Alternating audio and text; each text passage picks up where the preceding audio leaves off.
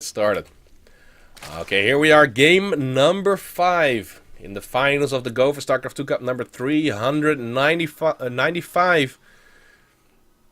It is gonna be the last match between Targa and Tefel. They've both been playing amazing in the finals. They've both been playing amazing to get to the finals.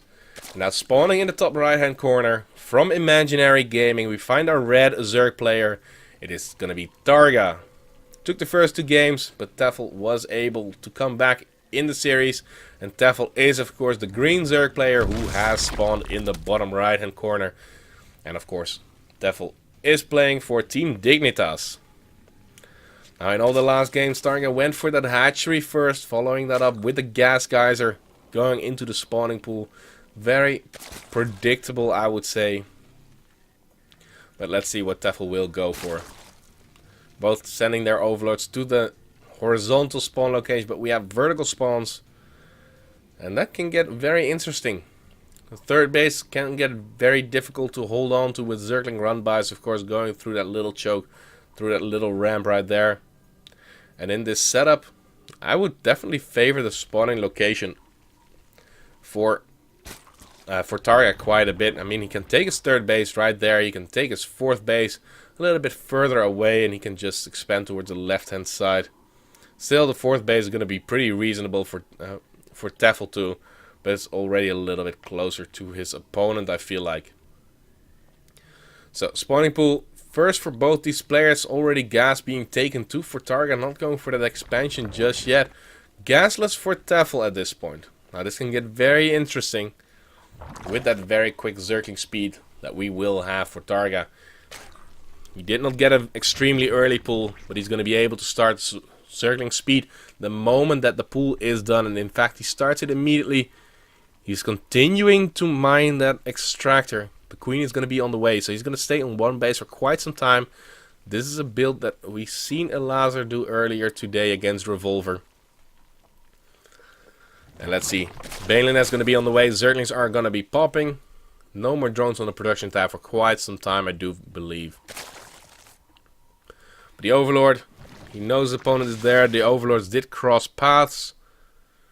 And Tefel will know that this is going to come. He sees a lot of Zerglings on the map, but he does not know how fast that Zergling speed is. Now, of course, Tefel is going to be on 2 bases. He's going to have that natural base fairly soon. But will he be able to hold on? Spinecrawler has started. I really like the decision to get it immediately. You're definitely going to need it in case there are 6 Zerglings already going to come your way. But will Targa be able to do the damage? Baling Nest is now going to be done. He's going to start morphing a few of them. But he wants to do that away from the vision of the Overlord.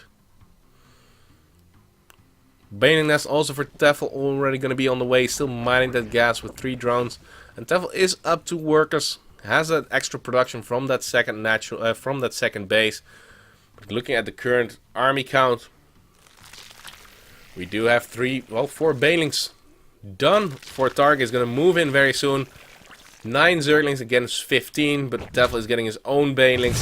And what is he going to go for? He wants to go into that mineral line. The drones are being pulled. No, he's going to go for the Spinecrawler. Getting rid of that queen is also going to help out quite a bit, but is it going to be enough? A lot of lost mining time, of course, too, for Tefel, and a lot of Balings are here to get a pretty decent detonation. Oh, but Balings detonating inside that mineral line. That is so insanely painful, but still he's only down 2 workers. He can still go for the injects. He still has that natural base going. He can mine off of it, and he can have that extra production. So he might be down in supply right now, but he's not down and out just yet. Another Spinecrawler will be built. 3 more Balings on the way. A lot of Zerglings are streaming across the map. And we do see that the extra drones on the way for Targa. Is he going to drone out of this? Well, he's going to go for this attack. But with the amount of Balings that are out for Tefel, it can get very tricky. The queen does get sniped. Baling nest. The Balings are detonating inside that mineral line. Oh, that was very painful. Also, the larva, of course, being killed off because of that. Only 1 is remaining.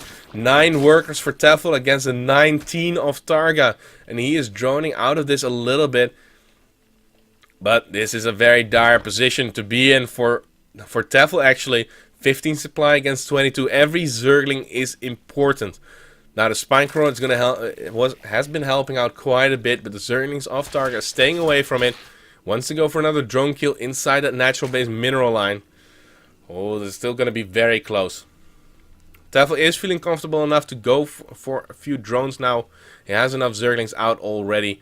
And finally, no, he's not getting those Zerglings just yet. And very good multitasking from Targa to keep up those injects, to keep up the queen production, keep his resources low.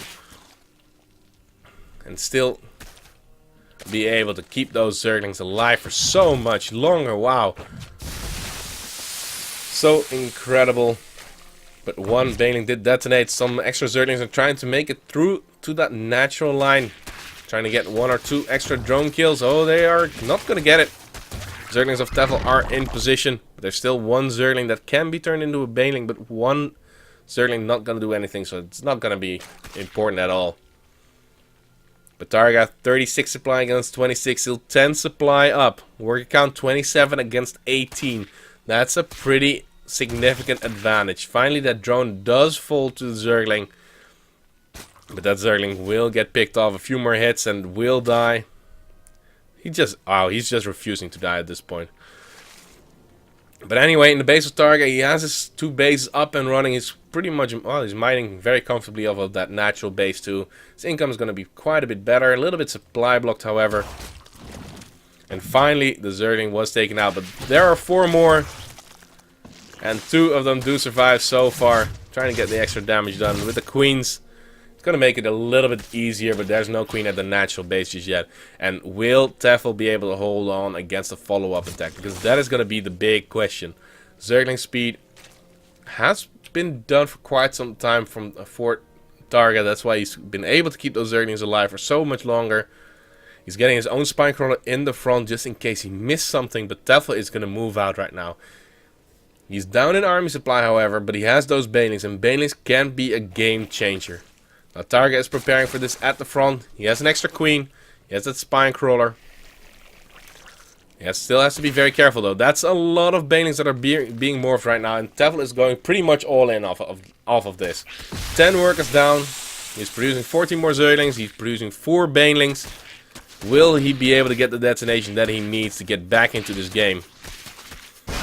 Oh, beautiful detonation for Targa. 4 Banelings for 2 Banelings. That's a trade you definitely want to take. And still, will it be enough? He wants to get rid of the Baneling so the Zerglings can finish off the rest. He picks off 1. Will he get the other one? Well, he's just going to go for the Zerglings. The Baneling is way too slow to keep up with this. But Tefel is surviving so far. Those Banelings got pretty close. And they will get taken out slowly but surely. It looks like Targa once again is going to go on the aggression. Worker count 25 against 41. It's looking worse and worse for Tefel. But he is at least getting some nice connections there. But also Tefel needs to get better connections. He needs way better connections. The Roach Warren is halfway of the way done for Targa. Lair for both these players is halfway of the way done. Now Tefel is taking all 4 of his gases right now. Not transitioning into Roaches. So he's going to try and go for Mutalisk to get back into this game. But will that be able to do it? The lair already going to be done for Targa. He's getting an evolution chamber behind his mineral line. He might try and go for that Carapace upgrade once again. But for now, Tefel has to return back home. He cannot bust up that ramp. He cannot kill off those rocks because the queens will deal so much damage before anything happens. And with this lair finishing up, are we going to see that Spire come down? It's going to be his only chance. There is the Spire. But he needs to buy time. He needs to hold on. And the question will be, will he be able to? This is, once again, the finals. The winner takes the win. Will win the finals. Oh, that's very close. A lot of Banelings of Tefel getting very close. But the Zerglings of Targa making their way through. He should have spotted... Yeah, he spotted the Spire. He clicked on it. He knows what it is. He knows what he has to prepare for. He already has the lair, so he can go pretty much straight into a Hydralisk or into Infestors, whichever he wants. Hydralisk then is being built back at home, and the Zerglings of Targa can return back home. Still with a very decent supply advantage. He's even getting his 3rd base. What can Tefel do to get back into this game? Because he's not getting the Baneling detonation that he wants. And look at this amount of roach that has already been produced. Spire not done just yet. He needs a lot of spine crawlers at the front, at that choke. He's producing 5 of them. But that is going to be after those roaches have come up that ramp. Now the creep's only going to help those roaches of Targa. Because he's going to be able to get into position just a little bit faster. And now the Spire is going to be done. But no mules have been produced. Does not have the minerals for it. The roaches are moving in. Certainly is trying to get a decent surround on them. But they get a semi-surround on them.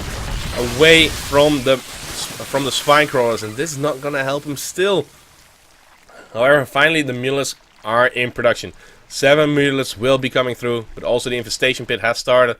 Also, Hydralisk will be on the production tab for quite some time. Worker count has evened up quite a bit right now, but look at the supply advantage. The unit advantage still pretty big. Those Banelings are not going to cut it against those roaches. Still going to take 10 years before those mules will finally be able to take out those roaches right there. They have to return back home, but the Hydralisk have just popped. And Hydralisk against Mulisk. That's a good fight for Hydralisk. They really want to take that fight. And one Mulisk already going to go down.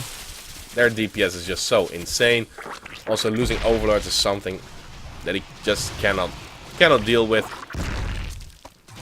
Tefel is returning the favor a little bit, but the moment that he engages in range of those Hydralisks, he's going to lose those Mulisk so insanely fast. Targa going for the pathogen glands. Oh, excuse me. For the extra energy boost. For the spawning infestors, he can start producing them right now. But he's not very high on gas. He can start a few of them. But not enough that it will be a significant difference. Now the Mulisk will find an open base. There's no spore crawler in that base. He just moved it away. Those Mulisk will get a little bit of damage done. On the back of this, Tefel is not going to fully commit to those Mutalisks either. He's going to go into roach production. He's evening up the scores a little bit. Still, he is 20 supply down. And the moment that he flies into those Hydralisks is going to be pretty much game over. Also, looking at the upgrades, roach speed is going to be done. Range upgrade for those Hydralisks is also going to be done.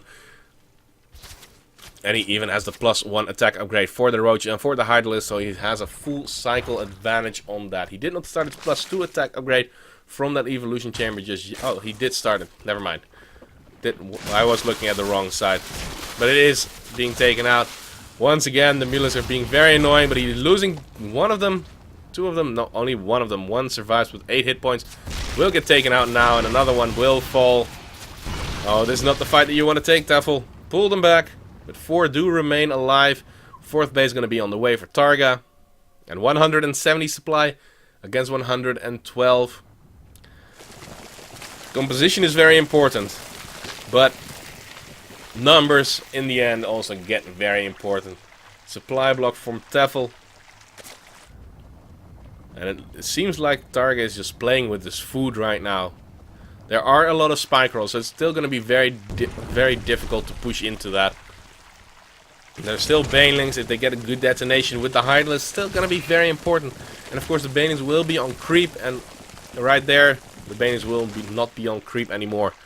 The Banelings, do they have their speed upgrade? Yes, they do. So they will be rolling forward pretty fast the moment that they want to go for the Hydralisk. But still, so many roaches here. Infestors are trailing behind. The Mulisk are going to go harass the natural base. There we go. The Banelings are going to roll in. Trying to get the initial damage done. Nice fungal has landed. But not killing off those Banelings just yet. They remain with 1 hit point. And they will slowly regenerate a little bit. But their job is to die. And their job is to die on top of other units. But Targa is barreling down this concave. He has the better concave. Spinecrawlers are helping out quite a bit. But he is maxed out against Tefel, who's going to be dropping under 100 supplies very soon. There is going to be the GG. And Targa closes it out with a 3-2 victory over Tefel. Congratulations to him. He's going to take home the 100 euros. Tefel has put up a very good fight. He was playing very well. But in the end, it just was not enough. Targa is going to be the winner of this week.